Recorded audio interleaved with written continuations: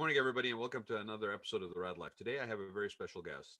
It's my friend and somebody who I've known for a long time, who has been very much involved in San Clemente. He's been around in San Clemente longer than I have, and I'm going to let him, kind of introduce himself and give the connection with San Clemente. But I even set up a special studio for him at the Pier Bowl for this episode of the Rad Life because he's been very involved with the ocean. He's been very involved with, like I said, a lot of efforts in San Clemente. And so, without further ado, I will bring on Bill. He is, I believe, in the waiting room here. Let's see if we can get Bill to join us. And there he is, Mr. Bill Hart. How are you, Bill? Good. How are you, Rod? I'm good. I was just saying that I'm not even going to try to explain what number of hats and what you have done for San Clemente, but I'm going to let you basically go through your kind of resume. All I said is that I've known you for a long time. You've been very involved. I even thought it was very appropriate that I would set up a beachside studio for you, given your involvement with the ocean and the water task force. And I just wanted you to take a minute, if you don't mind. I mean, most people know you, but for those who don't, um, would you take a minute and I think you've been around San Clemente for at least 40 years that I know of, right? Yeah, I moved here actually and met my wife in 1981, moved here shortly thereafter. We got married in 1983. We've raised two very fine young men in that period of time. And in about 1998, I got involved in a it was a controversy at the time, and it was about the coastal trail, is what it was called. And for And those for those, there's a lot of this history, Bill, that a lot of people, that are actually out there enjoying. Like I keep referencing to like all the time and all the efforts that we've done at the historical society, but this is very much an important factor as well as far as the shaping project for San Clemente. A lot of people don't realize some of the efforts that have taken place that allow for what is currently there for them to enjoy. So would you give a little background on the beach trail, because I think there may be some listeners that don't have the background story on that.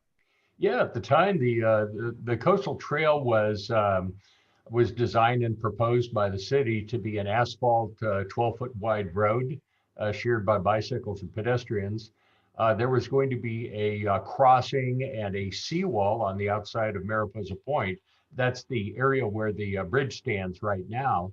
Mhm. But a number of us who were, kind of quiet coastal activists rose up. We actually brought about 2,000 to 2,200 people into our circle of influence.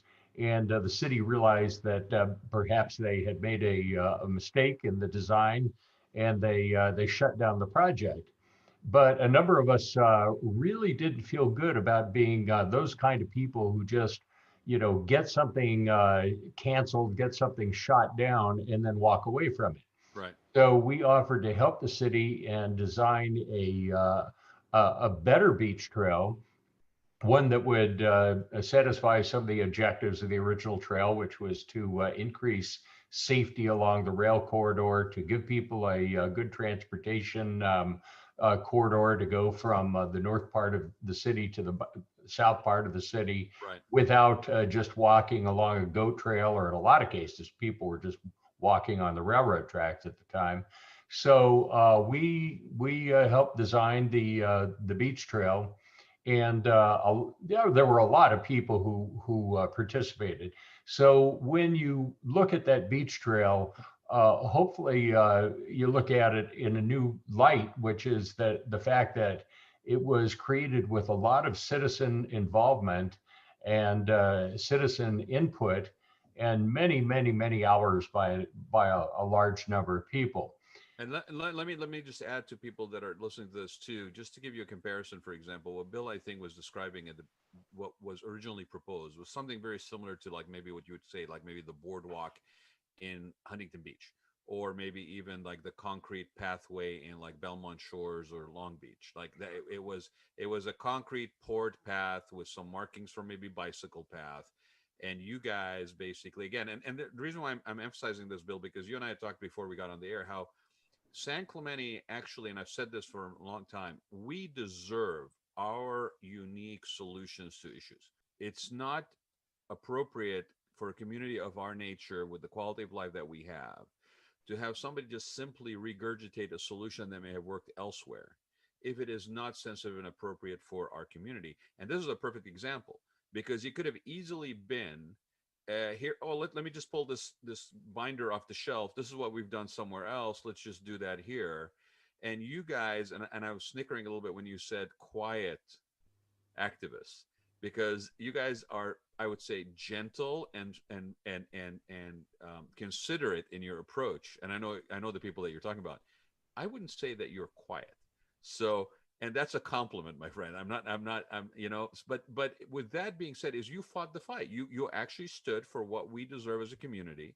And those people that are walking that trail right now, that is organic, that is more, sort of part of the topography, part of the landscape, of, natural landscape, but still performs the functions that it needs, including, very importantly, the safety from the train tracks.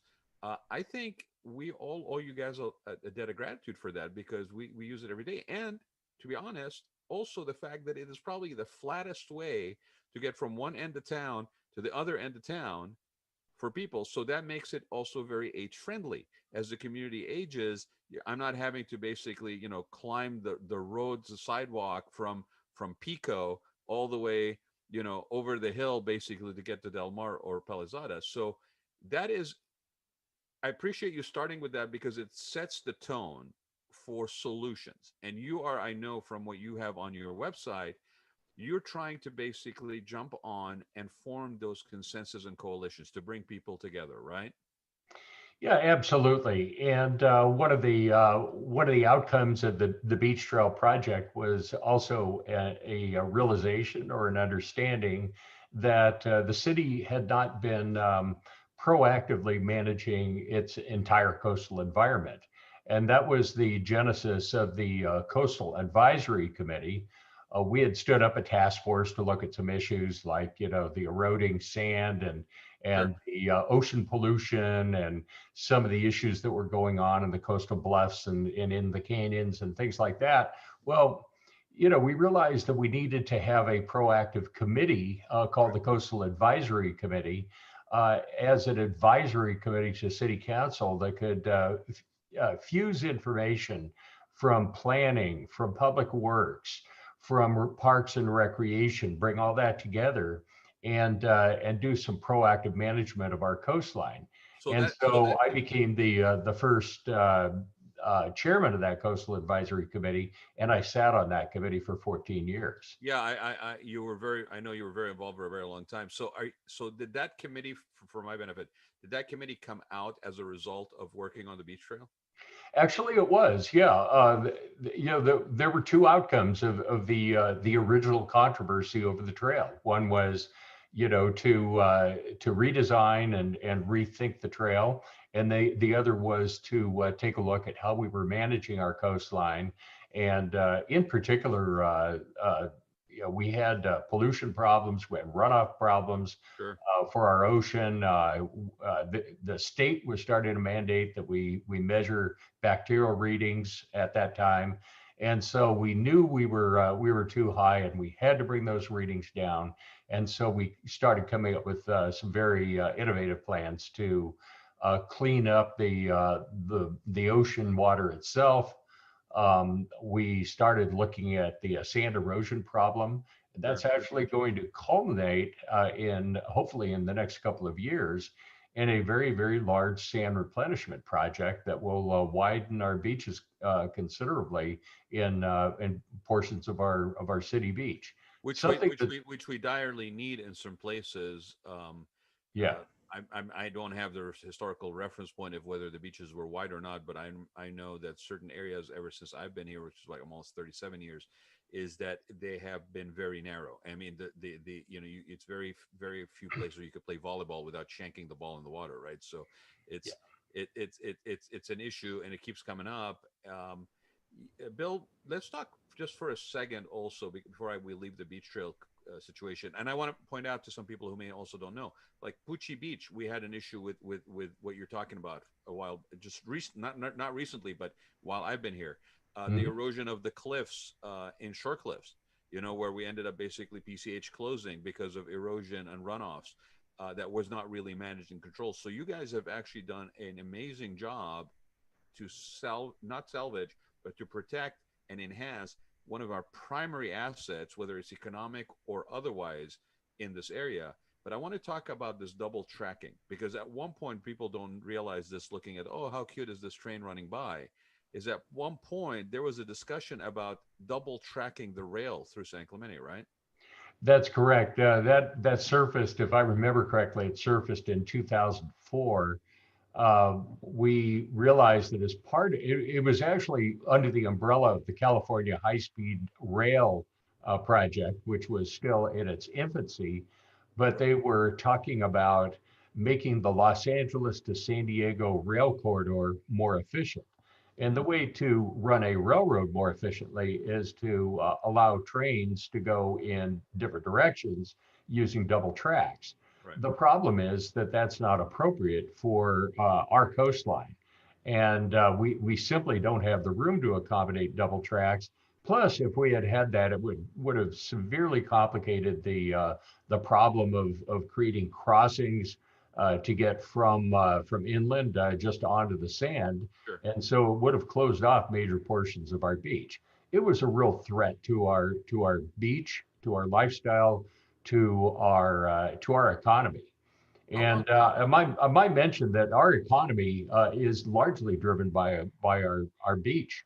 right. We bring in simply in terms of tourism. Um, when I say tourism, I talk about maybe someone even comes from Mission View to go to the Right, beach. right. It could be local. It doesn't necessarily have to be from far away. That's correct, but that beach supports thousands of local jobs. It Right. generates a tremendous amount of revenue, And I, and that I was want to go actually back. I want. measured back in 2001 by an economic study done by San Francisco State University. I do want to go back to the tourism factor, Bill, because again, it's one of those things that I think as we mature as a community, we need to basically take a different attitude towards, where we still have a controllable component to it, but we are missing out, I think, in terms of economic engine, of actually having a leadership that actually pursues this to what, it's the old adage, if you don't have a seat at the table, then you're basically lunch. Like if you're not driving that engine, it's happening anyway. People are coming, and we draw people not only from Mission Viejo, we draw people from Australia and New Zealand. I mean, we draw people because of the surf, because of the ocean, because of just the quaintness of the town. I mean, I've had multiple conversations with people that have never been to San Clemente, let alone California, and I say, okay, so close your eyes and tell me, when you close your eyes and you imagine being in California, just using popular culture and whatever maybe influences you have seen, and describe to me what the quintessential experience is. And they're like, well, it's a road. They don't necessarily say a sloping road, but a road that leads to a corner, it turns, and all of a sudden there's the beach. And I said, well, what about if there's also a pier piercing right through that visual? Oh my God, that's so great. So, I mean, we are the quintessential poster of the Southern California experience, physically manifesting itself for us to live through, plus another layer of history so it is a very unique offering.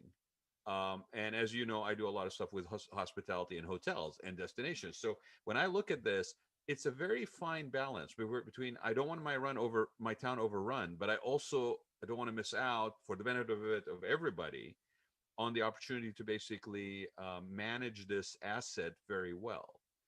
Well, we've got to be very careful with tourism because we could be victims of our own success.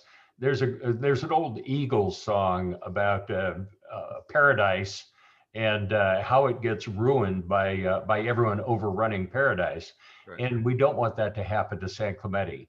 And that is the balance, Rod, because we need to uh, manage our tourism in a way that's sensitive to what I call the San Clemente vibe. And the San Clemente vibe is very, very special. Now, tourism is going to happen. We cannot, just Exactly. shut the doors and tell It's visitors gonna they come. can't It's gonna come. come down. It's gonna come. I Yeah. mean, that's my question to you is: do you feel right now? And it may be an issue of where we've been kind of growing to this point, so I don't want to really kind of like you know point a bad spotlight on anybody that's been on council or whatever. But do you feel that where we're at in San Clemente, we are actually managing that and strategically planning for that, and so that it's on our own terms, or do you feel that we're basically just avoiding it because it's a controversial issue? I don't think we're avoiding it entirely, but I think we could manage it a little bit more proactively. There are tourist areas of the town. I mean, I recently stood on the sidewalk on Del Mar, handing out campaign literature, Yeah. and I found that out of every three people, this is on a Saturday midday, two out of every three people were not from San Clemente. There were people visiting from out of town. Yep. So Del Mar is now a draw. The pier, gosh, just stand out there during the summers and watch how many people get off the train from the Inland Empire. The, Uh, the we, we only the only train station, by the way, that drops you at a pier. Okay, so again, correct. one of those unique features. The thing too to remember is, especially, I mean, what are we set month 7, month 8 in this pandemic? I mean, people, I know from just the industry that I service, the hospitality industry, that people's travel and approach to vacations, staycations, RVs, whatever, has changed. So whereas I'm going to get on a plane, maybe on a special deal, and go to Cabo, now I'm not going to do that, but I might drive 2 hours and spend a week in San Clemente. So we also have that additional layer now that is currently being played out. I think so, Rod, and it is kind of funny for all of us who are lucky enough to be living in San Clemente, and we sometimes go on these trips, for instance, to Cabo or maybe to Hawaii or something like that. We come back, we start walking on our own beach, and we go, well, you know what? This is just as good as the place I spent thousands of dollars to visit.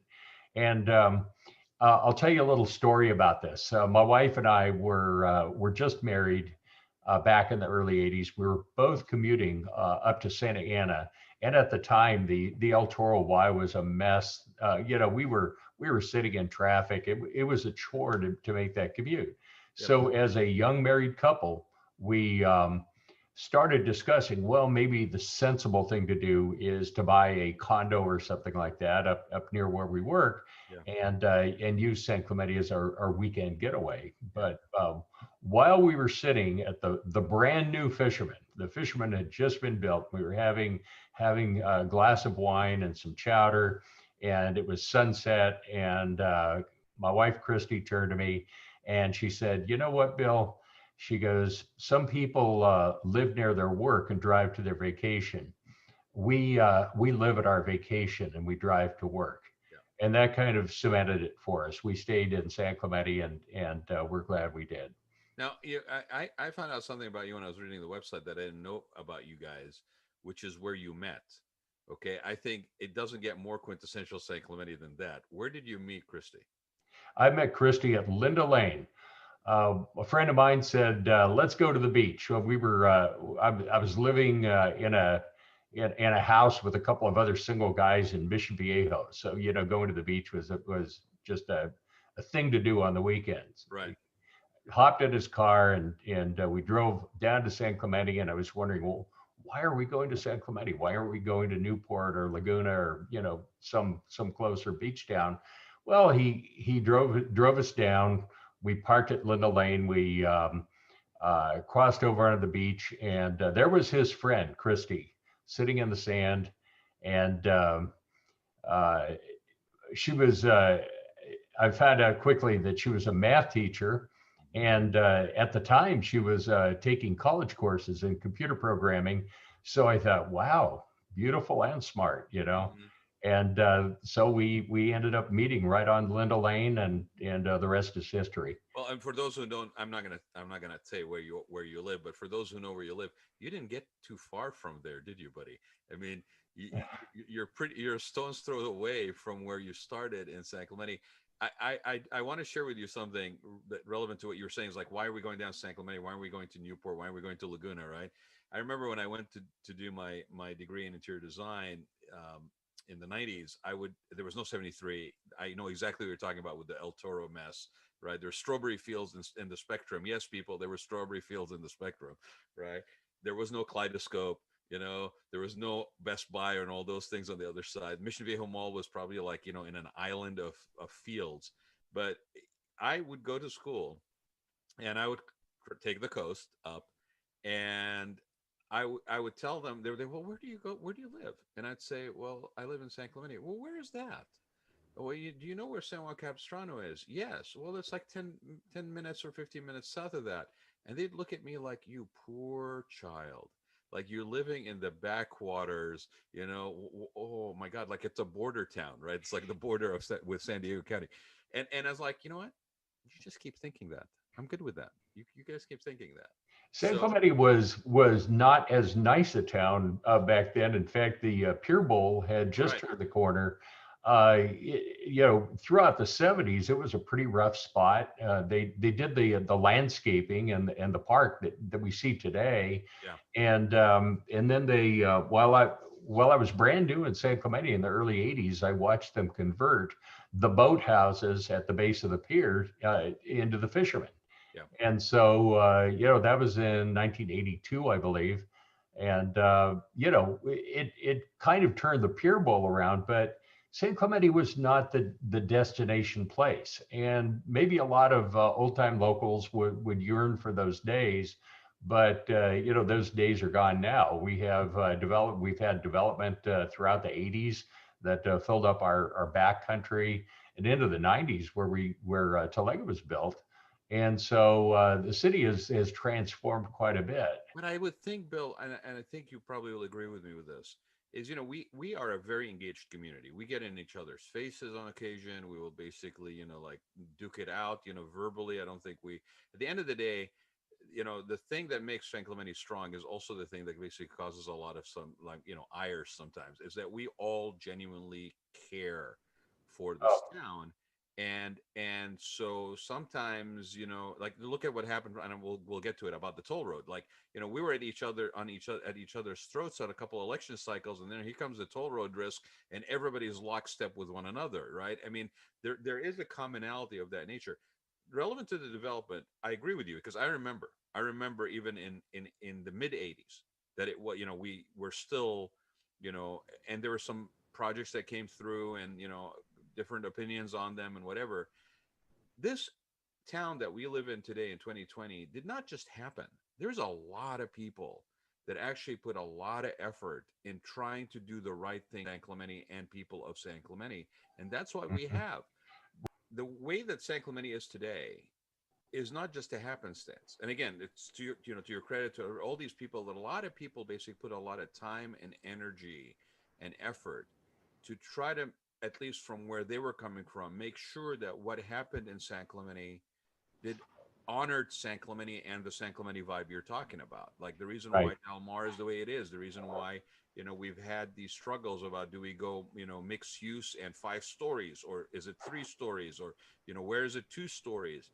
Do we tear down the Miramar? I mean, my connection with that project, that idea, right? I mean, it was the first thing I ever championed at the Historical Society. Is no, we're not going to save it, we're going to celebrate it, right? And that was a very simple twist on the word usage, but it really spoke to the spirit of what was happening. And here we are, God knows how many years later, like 20 years later almost, and we're finally appropriately doing something to that property. Whereas at one point, that whole thing was going to get demolished, 5 stories of above ground and 2 stories of underground parking. And you're shaking your head like I am. Like, when was that ever? Not even just in terms of an inappropriate for San Clemente. When was that even in engineering? I mean, two layers of underground parking. So, if I may switch just for a second, you talk about economic engines on your website. You talk about streamlining the process of the city. And and I know that when somebody says that, sometimes people go, no, no, no, no, wait a minute, you can't just approve things very quickly. We don't approve things very quickly in San Clemente, for sure. But let's talk about appropriate and responsible, because I totally agree with you. We need economic engines. Real estate is one of them, in my opinion. There should be others that we should cultivate. Tourism maybe is one of them, right? Um, we talked about incubation for innovation also as another possibility. But let's talk about that sweet spot when it comes to that, because we live in Southern California, and Southern California is a real estate economy, right? I mean, Mhm. in big part. So let me get your take on that, if you don't mind. Well, a real estate economy is, that's a very nebulous term. And frankly, real estate is an interesting part of the economy, but it is not an inherent part of the economic engine. It is a supporting part of the economic engine. And so, economic engines are things like our water and board sports and surfwear industry. And we are a tremendous incubator for companies that come in and incubate on those, that innovate on those levels. And that's part of the San Clemente heritage is so many great companies have come out of San Clemente. Now, to actually run a company inside of San Clemente, frankly, if the company gets to a large scale, a great example is Oakley. Yeah. Uh, we're simply not going to be able to house the facilities to run in Oakley. But on the other hand, look at Rainbow Sandals, one of our great success stories over the years. And gosh, I have neighbors, young women who grew up with my sons, went all the way through grade school and high school, and now they operate a very successful swimwear company. Right. People like the young guy who invented the backpack skateboard, and other innovations. Some of the sportswear industry leaders who identified that there was a completely, uh, untapped, uh, market for special socks, for sports Right. socks. Yeah, They that's formed that's another stands. success story. That's And another great success story. So, it just goes on and on and on. And San Clemente is a leading innovation center for sports and for board sports and for surfboards and everything else. We do have, of course, our industrial areas back in Rancho San Clemente and the Talega Business Park. But a lot of people overlook Los Molinos district. in North And Beach. if you just get out of your car and walk around Los Molinos, there's Right. just some fascinating things happening Well, again, in the little buildings and back rooms and everything else. well, again, Bill, I think it's similar to what we just discussed about the tourism factor, right? Like it needs to be not just happenstance. We should be able to be a little bit more guiding of that kind of stuff, because I believe that right now, especially, and if the last 7 months have showed us anything, is that and it's going to have an impact on real estate, by the way, is that large companies are not going to be housed under one roof. There's going to be remote work. There's going to be the ability to basically source out certain things that are manufacturing, but you're going to basically maintain maybe your innovation and R&D or whatever it is, in a combination of remote and partial days at the office kind of thing. So that reduces the real estate requirements for company structures. Organizational structures become very different. And like you said earlier, why wouldn't I want to run a multinational company out of San Clemente if I can figure out a way to do it, with a view of like this behind me, right? I mean, so we have it reminds me of years ago, Bill, when my dad, who was a civil engineer, was working on a project in Kuwait, and he asked me to go see a guy that had been selling fountains, commercial scale fountains for projects, right? Design wise. He wanted me to go see them. And I'm thinking, okay, where am I going to go? Chicago, LA? We're like, where does he want me to go see this guy? Carmel, right? Carmel. His office was on the second story on the main street leading down to the beach in Carmel. And the guy was making millions of dollars out of there with 5 people basically working out of that office and two or three other ones remotely working from home with, where they could take their lunch break and basically walk down to the beach. My point is, it requires a little bit more of an imagination, out of box thinking. And San Clemente, we really hold on to our heritage and history. But I think there's a place for that kind of thinking to meld very nicely with the quality of life that we all want to cherish, because that is the future. I think, I mean, we're losing our kids to places where they can go afford to live versus here, right? You got your own, your own sons. I mean, every family in San Clemente that's multi-generational faces this reality in some form or the other. But then, like you said, your neighbors, basically these young women that basically are starting a swimwear company, and I know exactly what you're talking about, and it's very successful. So, do you believe that there's a role that the city and the leadership of the city should play in that, or should it just be left to, free market forces, and that's it? Like, should we be basically helping guide that? Should we put an infrastructure in place to make that more likely to happen successfully? Well, there are a couple of issues involved in that. First of all, is just the general blueprint of the city itself. And as you know, I spent 2.5 years as co-chair of our General Plan Advisory Right. Committee. Uh, for the uninitiated, for people who are not into city speak, the general plan is in fact the blueprint of San Clemente. It is the guiding principles, and also the overall layout of the city, traffic, what our public safety is supposed to look like. Everything else is all encapsulated in the general plan.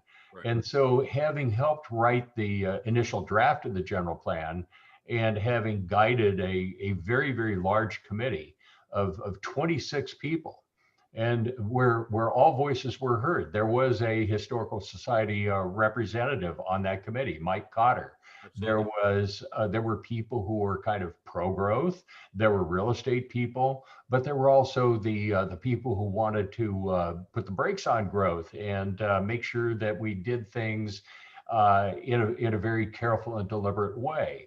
So, bringing all that to consensus and bringing all those inputs into a document called the general plan is a very important exercise. And that plan is essentially the constitution of San Clemente. It is our guiding document.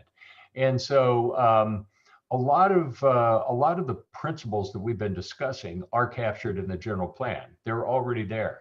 And so, in a lot of ways, all we have to do is turn back to the general plan, and we could get guidance. Now, that doesn't mean everything's locked in place and that we can't make adjustments along the way. And there Sure. are methods for amending the It's general a plan, guideline. It's a or plan. having deviations from the general plan. Right. But it is our guiding document.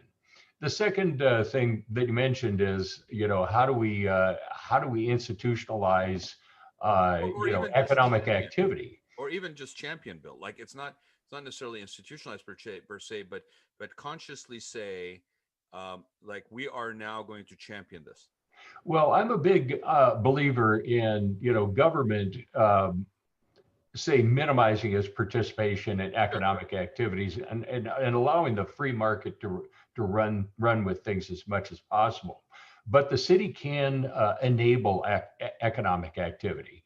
And part of that is through the general plan. And the other part is to set up a personnel infrastructure that allows these businesses to navigate the city processes, such as permit processes, and where there might be available space, or where there might be an appropriate place for them to start a business. And that is enabled through an economic development director. We used to have one in the city in the early 2000s. He Right. I remember. retired. We never replaced the position. Now we have recently given that title to one of our members of the planning department. And he's a young guy. He's very enthusiastic, Jonathan Lightfoot. And it'll be very interesting to see if he can encourage and guide businesses to make decisions that are compatible with our city. You know, And and Bill. so that's where we need to go, is we need to be the enablers of business. Yeah, and that's, and you and I are saying the same thing. You're saying enable. I'm saying champion. It could be incentivize. I mean, the point is that it becomes a sort of a I don't know what to call it, a priority, but, like, maybe a three prongs that basically we focus on for the next 2 years, or something of that nature. Like, where you actually take that on as more of an effort than just, it happens to be written in a general plan, sometimes somebody will do something with it, who knows when. But you bring an interesting point, because until recently, after having one for a while, we don't have that champion, if you will, to do that, to lead that sort of effort. And there's a lot of moving pieces in the city. I mean, obviously, but the thing that it also brings to I think it's important to make a point here is right now, because you talk about business survival and recovery on your website. And by the way, for those who are interested in finding out more about Bill, um, is go to Bill Hart for SanClementeCouncil.com. The website is right behind me here, and there's a portion that was about business survival and recovery. And some of the stuff that we're talking about is sort of stuff that we've talked about before, such as streamlining the process for permitting, and people fall on different sides of all that, and how streamlined is streamlined, how fast is fast, and how slow is slow. Be that as it may, we currently also have both the challenge and the risk, in my opinion, in not dealing with it correctly, okay, and having ramifications later, because we have businesses that are struggling. They're struggling right now this year in ways that they've never struggled before. Okay, there's genuine impact on the business health and well-being of businesses because of the pandemic. So we are faced by all of these additional challenges and layers. And San Clemente, like a lot of places, but San Clemente, there's a benefit from people who have the history, the sort of the background on stuff, okay, both in terms of navigating that consensus, because it's going to be very critical regardless of what and who is in the seat. That's going to be part of the job, is to find that consensus. But I want to just point out to people who are listening that it is super important that the person, and it's not even age related, but the person that you're talking to about possibly representing you in an elected seat right now has the background and knows where those channels are. Because if you don't, they're going to be learning on the job, and some of these businesses will not survive that learning. Well, clearly I've done a lot in this in the city government. I know how to navigate Right. some of the processes. Uh, I could always learn more, and I will be learning more if I'm lucky enough to be elected. But I think the issue is one of overall context. In other words, how does San Clemente really operate? How can the city council avoid going down the road toward decisions that people disagree with? And boy, in this city, if people disagree with city council, they let you know about it. Oh yeah. The other part of it is uh, part of the culture of the city staff. You know, we need to bring in new leadership, bring about a little bit of a change of culture, and that is because we haven't been a city that says yes very often, or no, you can't do this, but here's what you can do. And so we have to reorient some of our internal staff toward helping business people find solutions. And then you mentioned the crisis that we have. Yeah. The last thing anybody wants is to see closed restaurants or closed shops on Del Mar or in other parts of town. Yeah. And there are businesses that are struggling right now, and we need to help them. We need to open up and do some real out of the box thinking and get out of their way when they say, here's what I need to do in order to survive. That may mean, moving part of their operations outdoors so that people can feel comfortable shopping. It may mean, well, we've already seen the outdoor dining. Isn't that amazing, Bill? Isn't it What a amazing? revelation. Well, no, but first of all, yeah, I know you're tongue in cheek saying what a revelation, because there was plans about turning those paseos into exactly what's happening right now in Del Mar. But the thing that's fascinating to me, and it's amazing. I mean, you're a technology guy. You got a background in economics. We kind of have shared a little bit of that, you and I. But it's very fascinating to me that all of a sudden we are so easily adaptable. We are so easy to basically not spend 3 weeks or 3 months talking about those two additional seats of patio seating, right? But actually, sure, you go to Home Depot, get your wood, build your platform. Here it is. Go ahead, right? I mean, you know, some people say, well, once that genie is out of the bottle, it can't be put back in. And you know what? Maybe not. I mean, these challenges, and you on a, sort of the business side of things, you and I both understand two things. And you pointed out one, and I want to just basically highlight it again.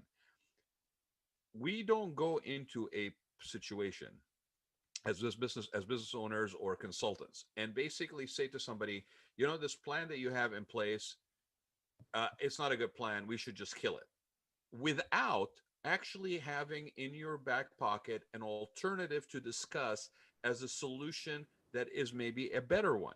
Like you Well, we don't go want right back to the beach trail on that one. exactly, Hmm. exactly, right back to the beach trail. So we have forgotten that. We've forgotten that it is part of the process to actually work towards alternatives if you don't like this. And it's not enough to just say, I don't like this, da da da, we got to kill it. That's it. I'm done. My work here is done. That's not where your work is done. You know, yeah, when we talk about Del Mar, which I love. I mean, everyone loves Del Mar, but geez, I've been around long enough to see the transformation. I Oh mean, yeah. I remember how dead it was. I Yep. remember the Cornet store, which was just Yep. this, big Where the ugly Avalanche is right blob now. on the corner. Yep. It you know, right now it's a very vibrant area, and even now with the with the outdoor dining, I remember having excuse me, I remember having a conversation with a woman who I would consider to be more traditional San Clemente thinking. And she was very, very concerned. Well, we can't allow those tables to take up parking spaces because, we're not going to have enough parking on Del Mar, and it's just going to be awful. And my thought was, well, if we allow all those restaurants to go out of business, there's going to be a lot of parking on Del Mar. We could have all the parking we want I, I, if we transform it back to the way it was before, when nobody went to Del Mar. yeah, I don't want to bring up a particular project, but Bill, the issue of parking killing something. I mean, you and I are very intimately aware of something that happened in this town that was used as an excuse as well.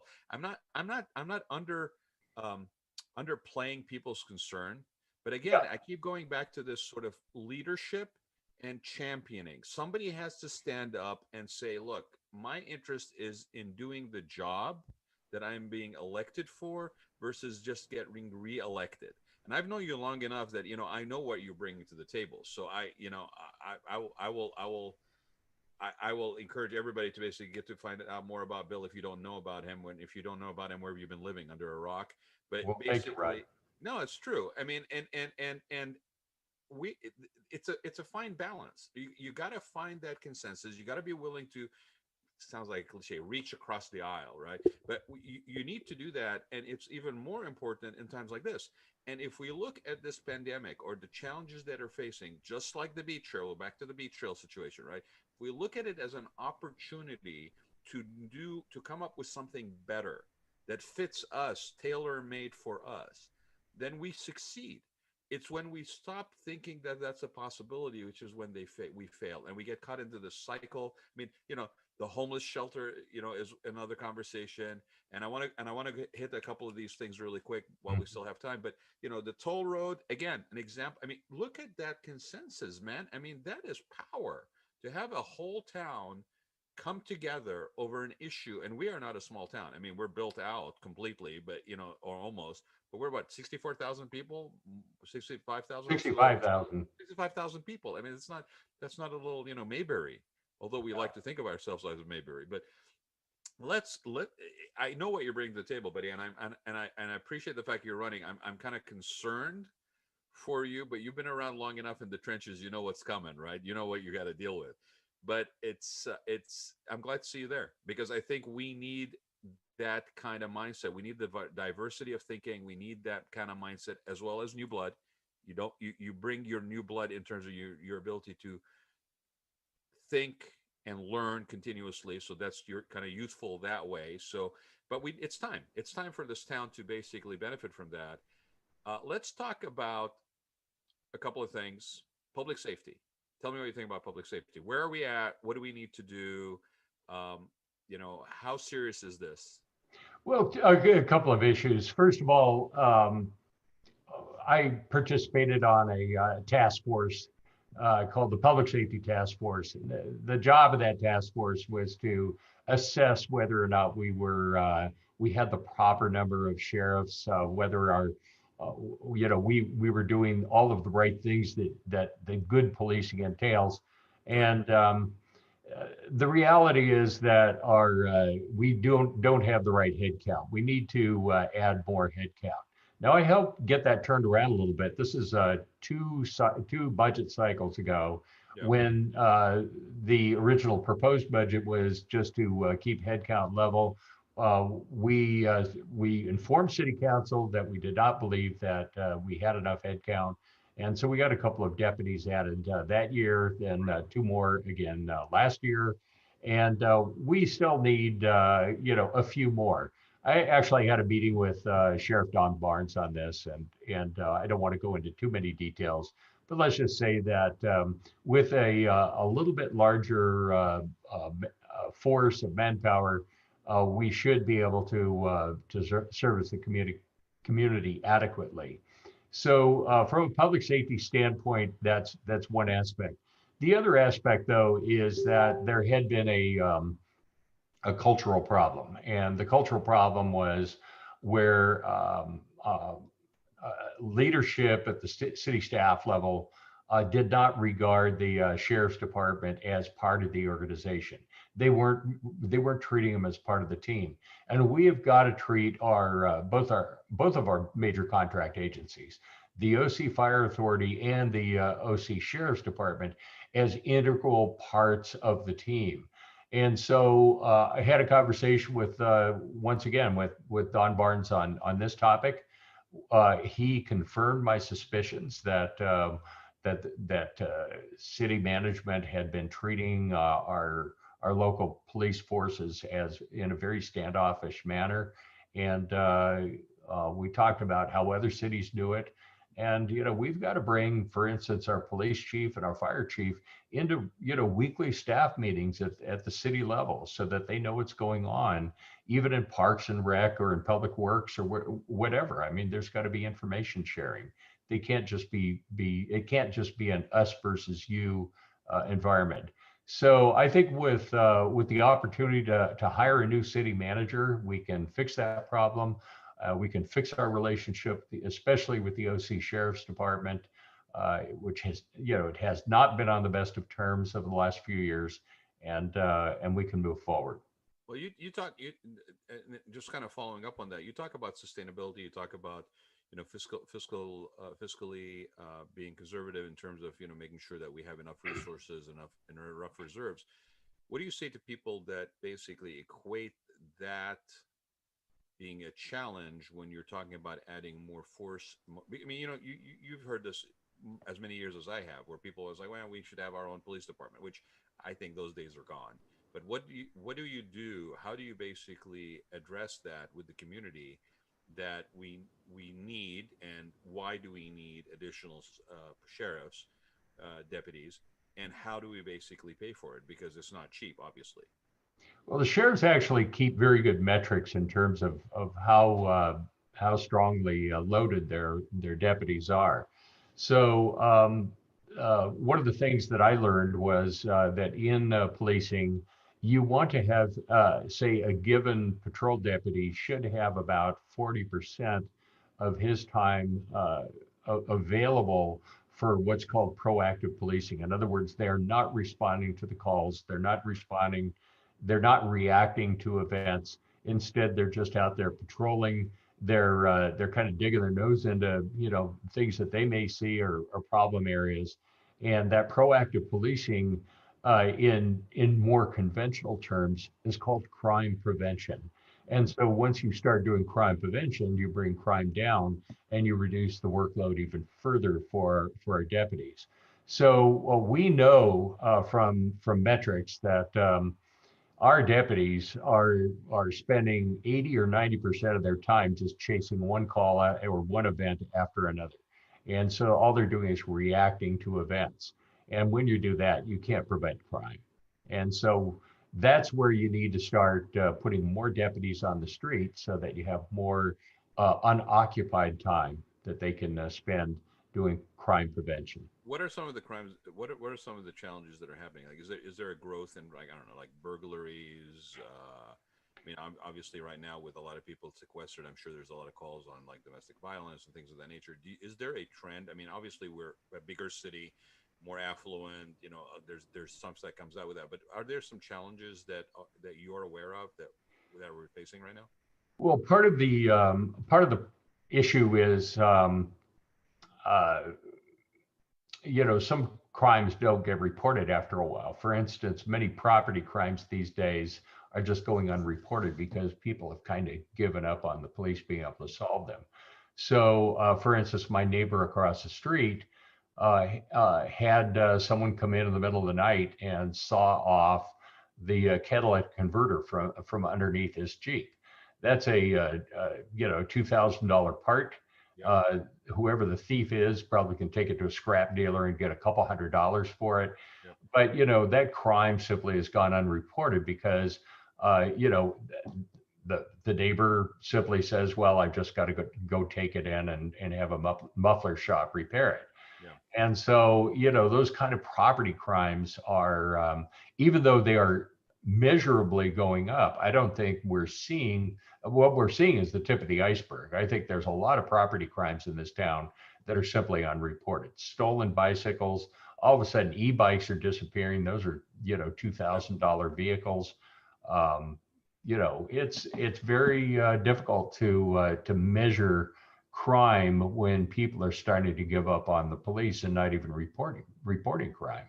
So where that crosses over a little bit, Bill, and this is another one that I would love your input on, and it's on your website, is let's talk about this homelessness and the vagrancy, Mm-hmm. because that's also part of what also falls into the purview or into in sort of things that the sheriffs that you're talking about are involved in. So let's talk about that. I mean, obviously we have a problem. We're not unique in that we have a problem. We have the added attraction of weather and climate and all that stuff that would bring somebody in who's living outdoors. But let's talk about that. Like, obviously, and I don't want to rehash all the stuff that's happened before. Mm-hmm. Let's start where we're at, and what do you think needs to happen? Well, where we're at is, we're constrained by what the federal courts will allow us to do. And I mean, the simple answer is that until you have a bed for a homeless person, you cannot tell them that they can't sleep out in the open. Right. We can't tell them that they can't sleep on our beach or on our sidewalks or anywhere else. Right. And so There's the, that the real issue, alternative thing again. There's pardon that me? alternative thing again, right? Yeah, the issue that we have is um, uh, that we're at the tail end of the county. We're kind of the cul-de-sac of Orange County, and everything ends here. And I think we have more than our share of people who wind up here. They're attracted by the beach, by the climate, and they end up in our town. Of course, we also have some locals, and there is just a whole variety of problems that we're dealing with. I mean, some of it is vagrancy and frankly just a way of life that people just don't want to obey the rules of society, so that this is their answer. Yeah. There are also mentally ill people on our street. There are substance abuse problems, a great deal of substance abuse problems that are causing homelessness. So you have to get to the root cause. But the issue is that San Clemente cannot deal with this alone. This is a regional problem. If we became the answer to homelessness, then we would simply attract more homeless people. And so we've got to work in concert with the county and with the state and get the kind of services that we need, the funding we need to help us solve the problem. But even the topic of building a shelter becomes a difficult one.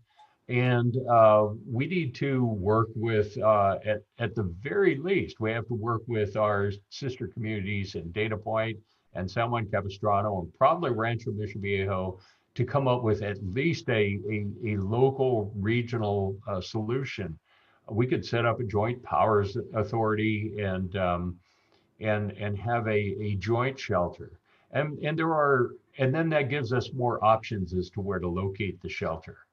Perhaps in areas that don't impact neighborhoods as much as if you built it right here in San Clemente. Well, no, and I think and this is another added layer. Like right now, especially with the pandemic too, and the economic impact on that, you've got people that are basically a razor's edge. I mean, it could be seniors, razor's edge away from from falling into at least temporary homelessness. One medical bill away. You've got people that I think that one of the largest demographics growth that I saw in the homeless situation was like single moms, or elderly women. I mean, Hmm. it's one of those things where sometimes we are too simplistic about this complex issue, and I think it just got compounded with what's going on with as a ramification of COVID. I think you're right that it's going to require a regional solution, which we've been using that term for a bit.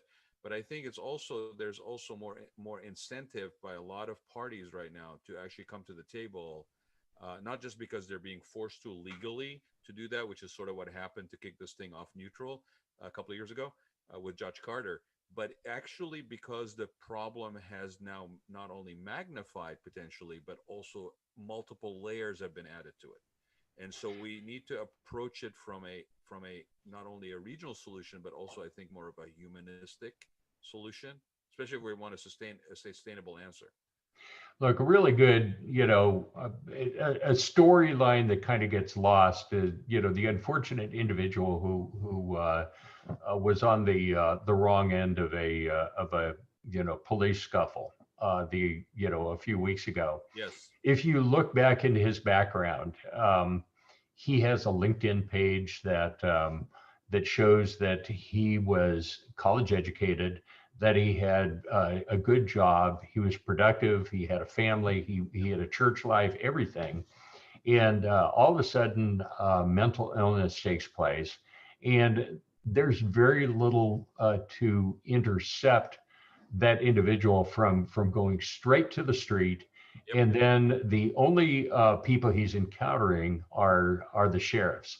And I think if you talk to Sheriff Don Barnes, he will be the first person to say that police are not the right people to handle many of these problems. Agreed.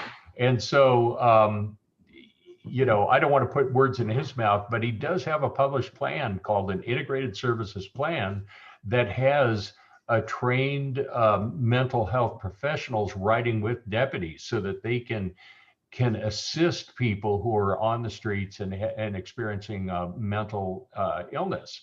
And so it doesn't fall to a deputy to try to deal with someone like that.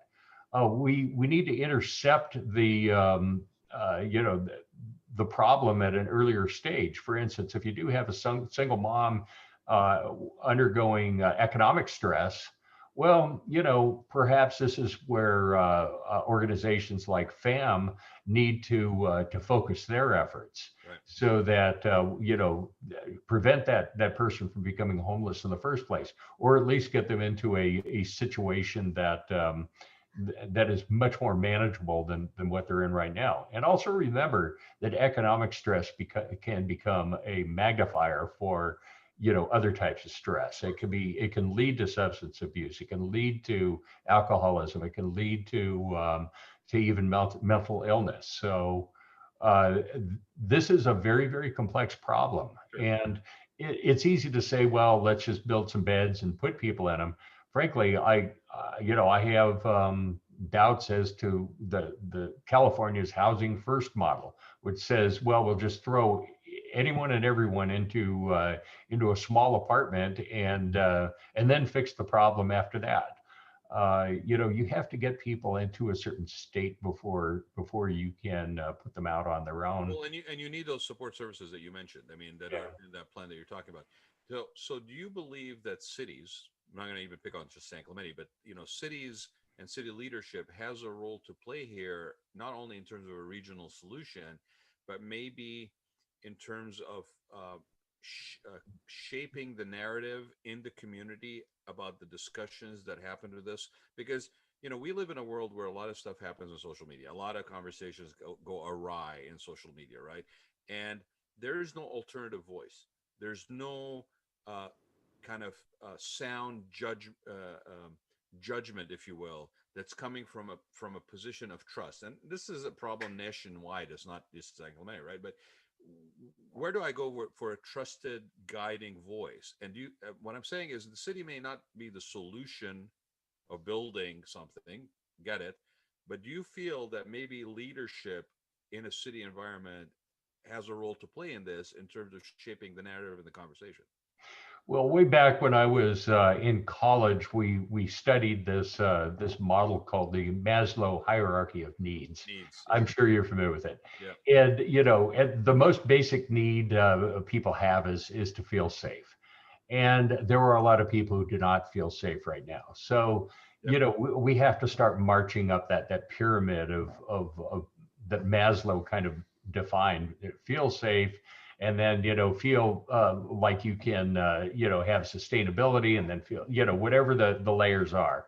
I don't think I can remember them all, but Well, yeah, it was food, this is safety. where leadership comes in. And when you talk about that narrative, if people are not feeling safe and they're out there on social media and they're lashing out because perhaps they were a young mom with toddlers, and they got out of their car at North Beach and immediately started getting harassed by you know by some man who's not very social.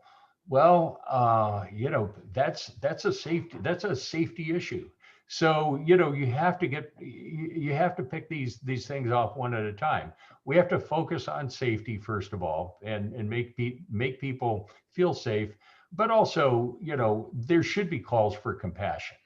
And I've talked to a lot of the people who tend to post on social media. And the bottom line is, when you dig down a couple of layers deep, they are compassionate people. They're willing to try and dig in and help people find solutions. But the first thing they want is they want the pain to stop. Right. I mean, you know, it's a joke I use on occasion just a business perspective. I say it's like, a lot of people basically sell themselves or sell their businesses where you walk in and let me tell you what I'm all about. Let me tell you what I bring to the table. Let me tell you all this stuff, right? Versus I've identified you have a problem and this is what I'm proposing to fix it. And when people don't understand that, I say, okay, so you go to the dentist, you got a pain in your mouth, you go to the dentist, and the dentist, one type of dentist says, okay, open your mouth, let me take care of that. Now let's talk about, how this doesn't happen again. The other type is, well, you see my degrees on the wall, and let me show you where I went to school, and let's all this stuff. And then we're going to take some X-rays, and then we're going to basically talk about what possibly we could do. And all the while, all you want to do is friggin' take care of that pain in your mouth. I mean, so you absolutely, and it's fascinating that 2020 we're still talking about Maslow's hierarchy of needs because it still holds true. Who would you have thought in 2018, 2019, would we be sitting here talking about safety of wearing a mask? I mean, I tell people, I don't care if you support wearing the mask or you ideologically believe in wearing the mask or not. You are a business owner. You want people to show up at your business, at your establishment. The quickest way to convey that you have a concern and an appreciation to provide a safe environment for your clients and customers is if they see you wearing a friggin' mask. Wear a friggin' mask. It's good for your business. I Mm-hmm. mean, we're talking. You're right. And by the way, I pulled it up. Right. So, physiological needs: food, water, warmth, rest. That's the first layer of the pyramid. The second one up: safety needs: security, safety. Second one, out of five. Okay. Intimate relationships, friends. That's the next one. Prestige and feeling of accomplishment. That's the next one. And then you got self-actualization. But the basic needs: food, water, warmth, and rest, security and safety. So you're absolutely right, is that we can wrap it up in whatever way we want, but at the end of the day, that's what really applies. So yeah. So, I, I I'd love to be able to encapsulate a complete solution for homelessness, and in the time we have left. Frankly, it's an all afternoon No, it's not. discussion. It's not. I don't think it's going to happen, but We do need to work with our fellow cities, find a location for a shelter that's acceptable to everybody, and get the shelter built. And that way, we have the option to send people to a place where they can get the services that they need. And frankly, if they don't want to go to that place, then they're going to have to go somewhere else. Well, But many of them do want some right, assistance. right. And the people that are genuinely interested in basically not, not a lot of people, majority of people don't want to be on the street and they want out, but, but they need a hand up kind of thing that is sustainable.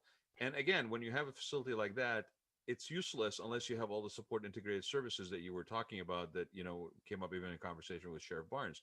Um, and again, for those who think the homeless situation is this epidemic, that is basically hitting Orange County now, go and Google homelessness in the United States and look at the Wikipedia postings, right? I mean, it has always been, homelessness has always been part of developed society, urban centers. There's always been a degree of homelessness.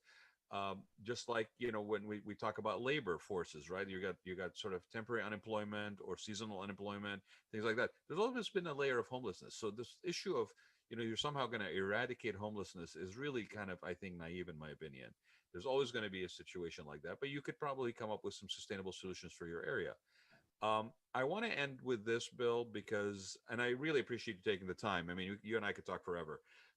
Let's talk about, and I love the way you put it, by the way, right?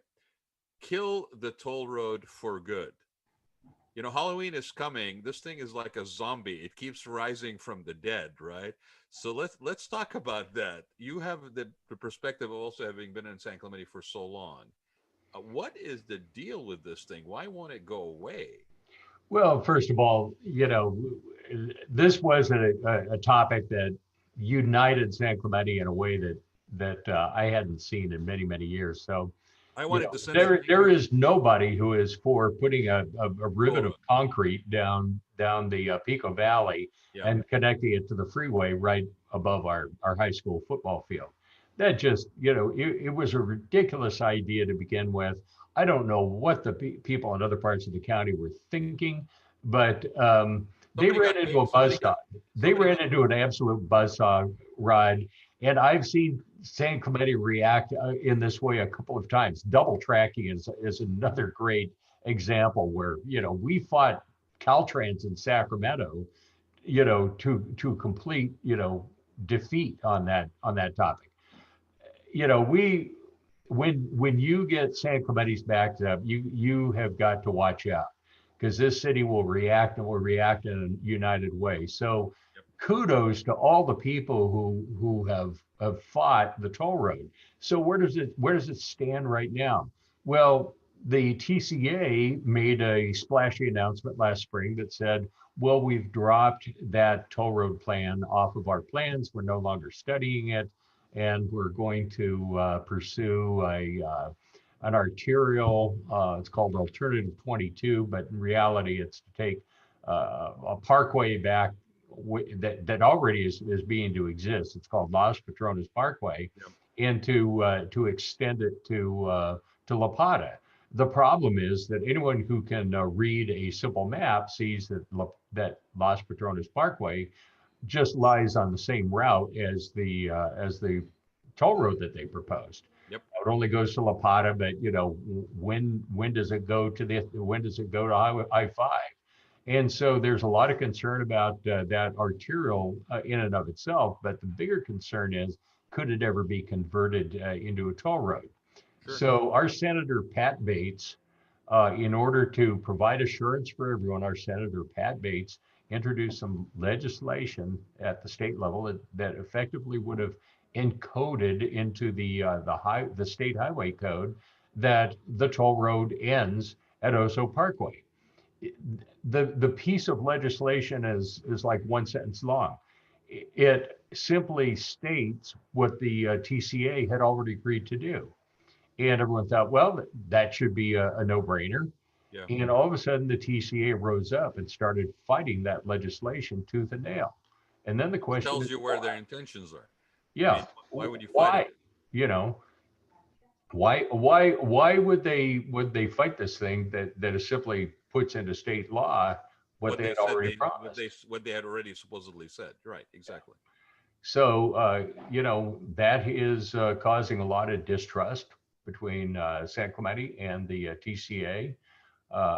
There is litigation that continues, and we will not close down that litigation until we have ironclad assurances that there will never be a toll road into San Clemente.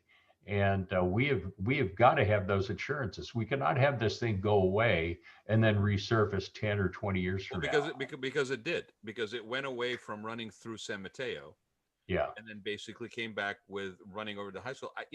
I want to be in a job where I propose such a ridiculous situation and get paid for it. Who the heck proposed that? And then people would tell me, oh, we like Rancho Bishop Viejo or whatever. Like, oh, well, we followed the toll road. Yeah, where were you guys? I said, you don't know San Clemente, okay? You don't know San Clemente. You don't want to mess with this town when it comes to something like this. I almost sent a thank you card, Bill, to the toll road, okay? Because after two contentious election cycles, the toll road unified everybody on all sides of every issue into one lockstep line in San Clemente. I almost wanted to say thank you for unifying San Clemente, tongue in cheek, obviously. But the thing that you also just added, and it behooves people to understand that this town derailed the rail. Okay, this town got rid of double tracking on the beach. Okay, if we got rid of double tracking on the beach, what in God's name do you think? Why in God's name do you think that you are going to basically run a concrete pylon, flying bridge over any part of this town? Like it's a fiscally irresponsible approach. It's costly. And I'm not even going to get into, but anybody who's interested can look into the fact that this is very much a boondoggle. It is a cash cow for certain people, and we really need to put it to bed. Like we really need to. I mean, use this Halloween's here. Sorry, so zombie, vampire, whatever you want to use. We got I think zombie is probably the best zombie. word Yeah. because it's dead, but it's still animated. And so I we cannot allow this to happen. We have got to put it to bed for good. We have got to kill it for good, and and believe me, I will not compromise on that. Well, I think we will leave it there, my friend. You are a person that basically finds consensus, but you also know when to basically stand up and fight for what you believe is right. So I am really happy to see you running. I will look forward to seeing you on there. I think it's pretty much a done deal in my opinion. So well, we'll talk later about how it's been, Bill. Okay, because those are stories we do while we're having a beer. But I really wish you luck, buddy. It's just around the corner. I'm sure it's been an arduous thing, but I know you always find good in things. So my best to Christy. Good luck to Thank you. you. And Thank you. thank you for taking the time, my friend. I really do. And for all those that are interested, there's still a couple of days, man. Do not vote. You got to vote. Got to vote. Got to get engaged. Go find out more about Bill. Bill Hart for citycouncil.com. And he's very approachable, very reachable. So drop him a line if you have any questions. His website is pretty informative, but you may have something that's interested that you have interest in that you may want to find out about him. Know about who your officials are. The reason why I'm doing these shows is because it's not fair and it's not enough for people like Bill to basically stand up and answer questions in 1 minute and not give you an opportunity to meet the candidate. So thank you, buddy. I really appreciate it. Thank you for having me, Rod, and to everyone out there in the audience. Please vote. Vote. You heard it from Bill and me. Go vote. Bye, guys. Bye, Bill. Sad Bye to bye. everybody.